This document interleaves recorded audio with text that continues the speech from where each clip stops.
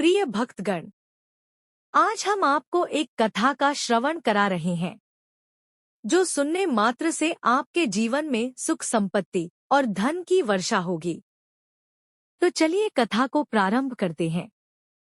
भगवान शिव माता पार्वती को आज एक कहानी सुनाने वाले हैं जिसे सुनकर आपका मन हर काम में लगने लग जाएगा। लेकिन इसके लिए आपको इस कहानी को आखिर तक सुनना पड़ेगा।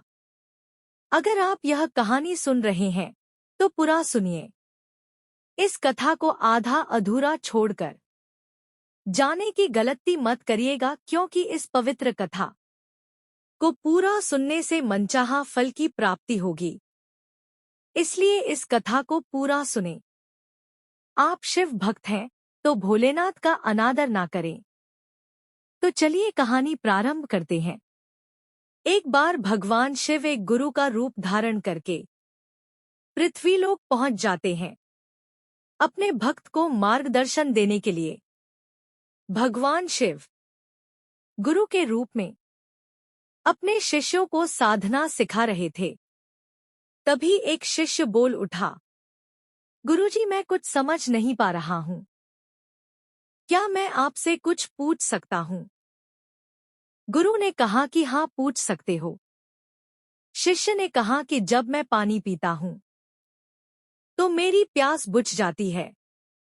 क्या कोई भी पानी पीता है तो उसकी प्यास बुझ जाती है, तो साधना करते समय क्यों नहीं होता? जब हम आपके कहे अनुसार साधना करते हैं तो हम में से कोई पहले कोई बाद में, तो कोई अभी भी साधना तो प्राप्त नहीं कर पाता।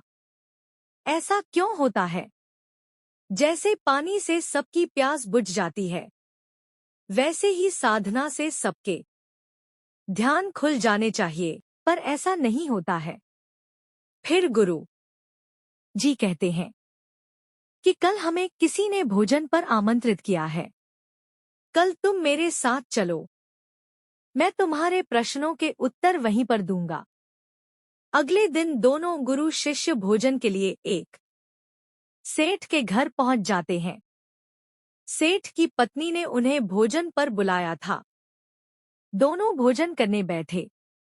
उन्हीं के साथ उस स्त्री का पति भी भोजन करने बैठा हुआ था। उसने अपने सभी नौकरों पर चिल्लाकर कहा कि क्या बेकार सा भोजन बना रखा है, इसमें कोई स्वाद नहीं है। वो भोजन की थाली फेंक कर नौकरों से कहता है कि जाओ दोबारा से ढंग का भोजन बनाकर लाओ।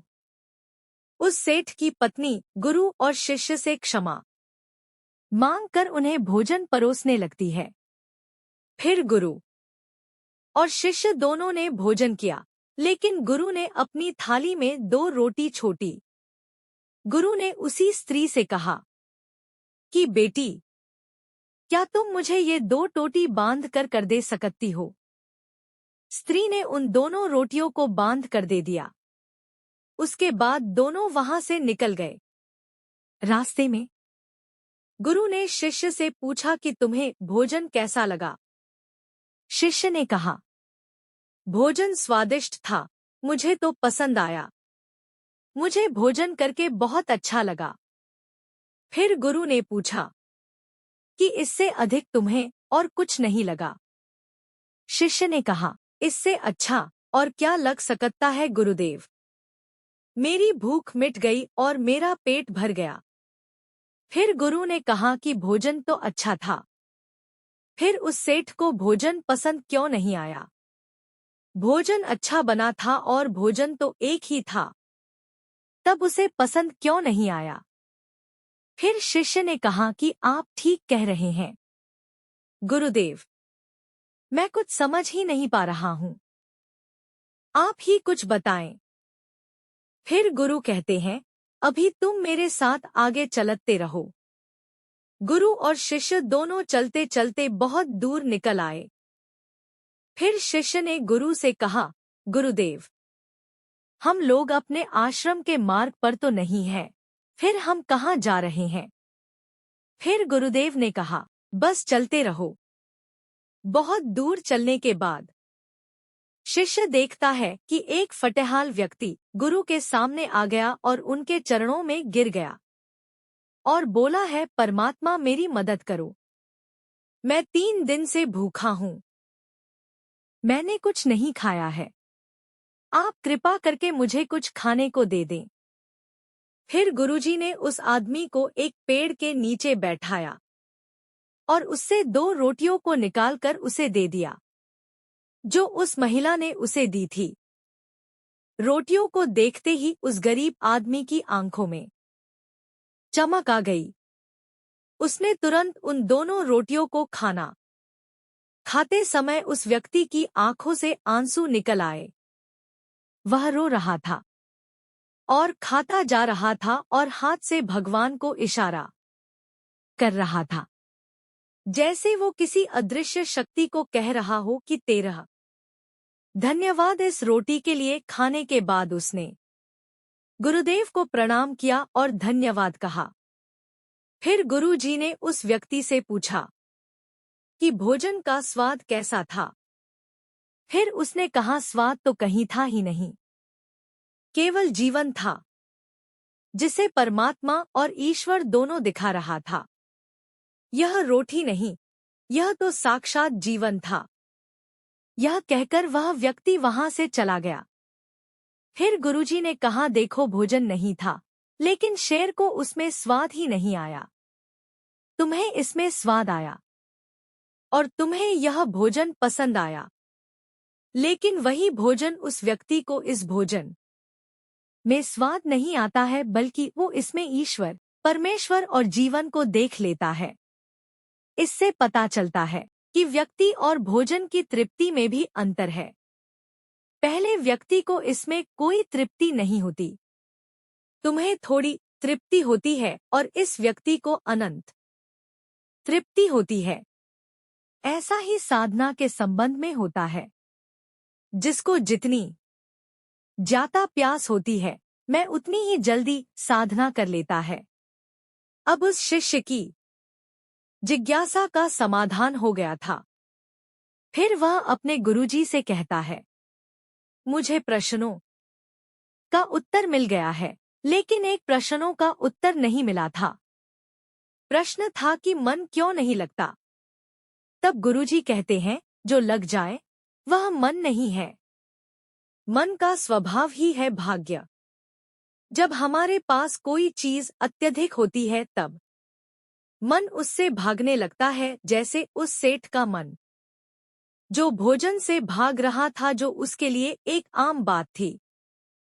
फिर गुरुजी कहते हैं, जब कोई चीज हमारे पास सीमित मात्रा में होती है और हमें मिल जाती है, तब हमारा मन उससे जुड़ा रहता है और हम उस चीज की थोड़ी बहुत अहमियत रखते हैं।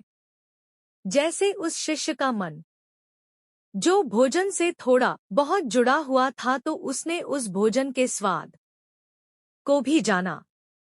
लेकिन जब हमें कोई चीज चाहिए होती है और वह हमारे पास नहीं होती, तो पहले हमारा मन उस चीज के लिए बहुत लालायित रहता है। वह हर हाल में उसे पाना चाहता है।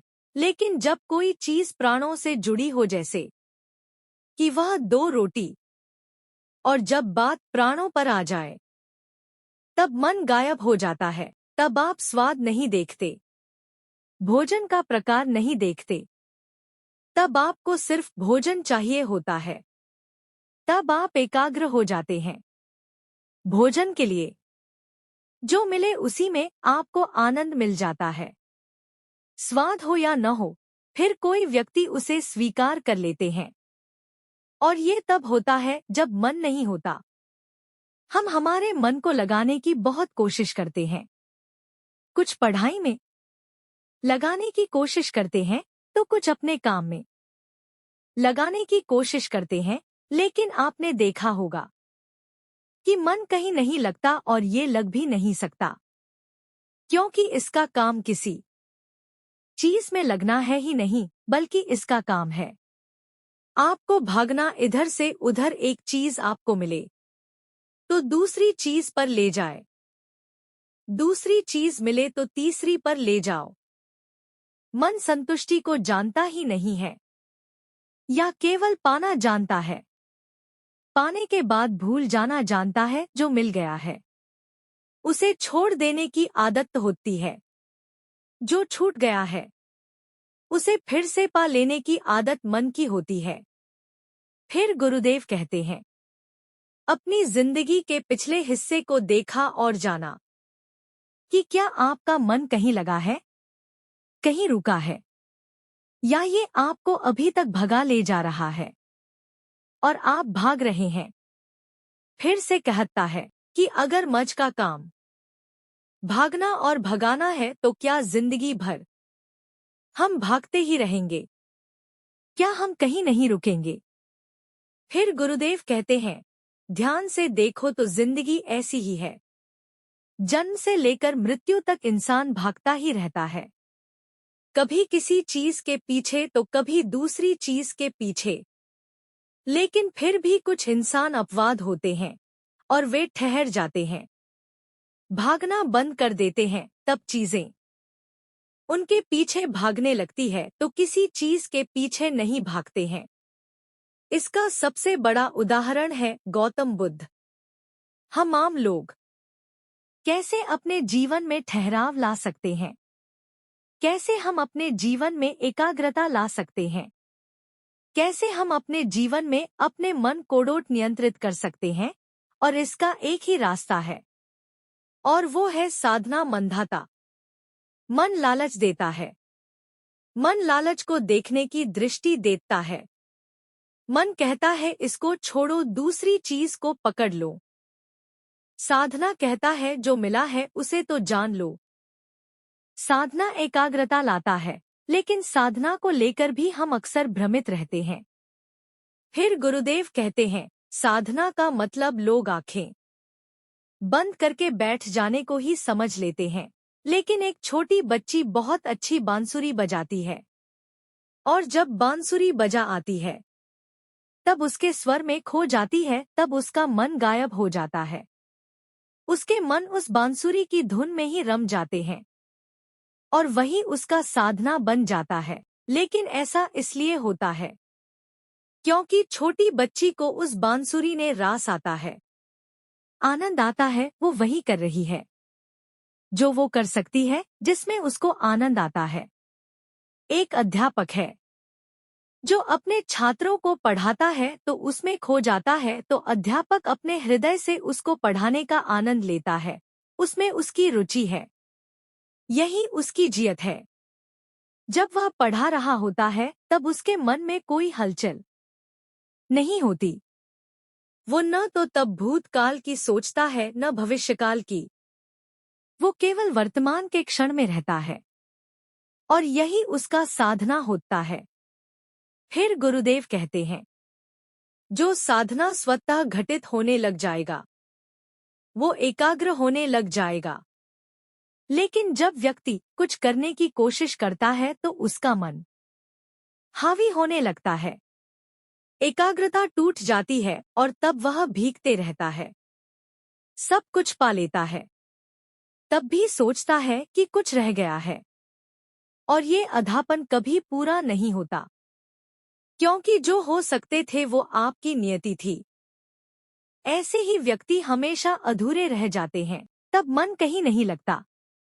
मन की प्रवृत्ति लगने की है ही नहीं, तो लग कैसे सकते हैं? जो लगता है वो एकाग्रता है, वो साधना। और जहां आपको एकाग्रता मिल जाए, समझ लेना वही आपके लिए बना है, जिस पर चलकर आप संपूर्ण हो सकते हैं। इतना कहकर गुरुदेव इस उपदेश को समाप्त करते हैं। फिर भगवान शिव अपना रूप धारण करके कैलाश पर्वत के लिए प्रस्थान कर जाते हैं। इस वीडियो को बोलते समय कोई त्रुटि हो तो मैं क्षमा चाहती हूँ। उम्मीद है आप सभी को ये वीडियो अच्छी लगी होगी। अगर आप शिव के सच्चे भक्त हैं तो चैनल को सब्सक्राइब और वीडियो को लाइक करके कमेंट में हर हर महादेव लिख दीजिए।